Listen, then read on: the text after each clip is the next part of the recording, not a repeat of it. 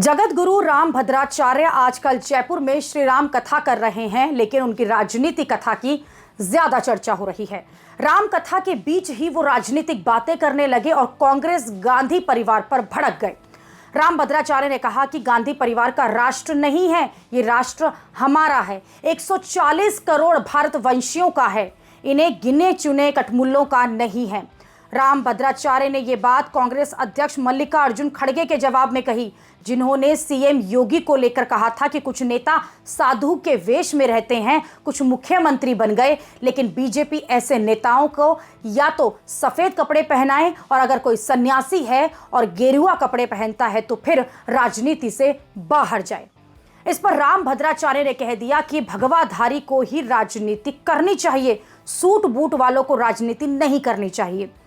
भगवा भगवान का रंग है, यहां तक तो फिर भी सही था, लेकिन राम भद्राचार्य इसके आगे ऐसा बहुत कुछ अपनी राम कथा के दौरान कहने लगे जो कई लोगों को पसंद नहीं आई। जैसे उन्होंने कह दिया कि इस बार हिंदुओं ने ही हमारे साथ गद्दारी की है। लोग कहते हैं कि मोदी की चर्चा क्यों करते हो, क्यों ना करूं चर्चा। जगत गुरु पर किसी का नियंत्रण नहीं होता।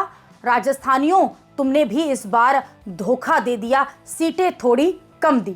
राजस्थान में लोकसभा चुनाव में बीजेपी को उम्मीद से कम सीटें मिली, जिसकी बात करते हुए राम भद्राचार्य ने कह दिया कि इस बार हिंदुओं ने ही गद्दारी की है, लेकिन वो मोदी के साथ है क्योंकि सत्ता के साथ संत का रहना जरूरी है। राम भद्राचार्य अपनी राम कथा में राजनीति के साथ साथ पाकिस्तान की बातें कर रहे हैं और जो बातें अक्सर नेता करते हैं, सुने जाते हैं, जो बातें करते हुए वही राम भद्राचार्य करें। राम भद्राचार्य ने कहा कि अब हम ऐसा यज्ञ कर रहे हैं जैसा विश्वामित्र ने किया था।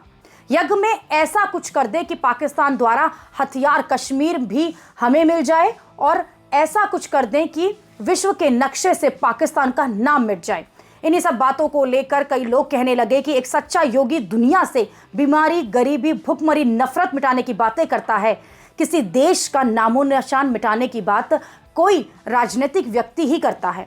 कुछ लोगों ने यहां तक कहा कि पाकिस्तान रहे ना रहे इससे क्या मतलब, लेकिन कुछ ऐसा करो कि मंदिर के आगे कटोरा लेकर हिंदुओं को भीख न मांगनी पड़े। कुछ लोगों ने लिखा कि 19 महीने से मणिपुर जल रहा है, कुछ ऐसा कर दो कि ये सब रुक जाए।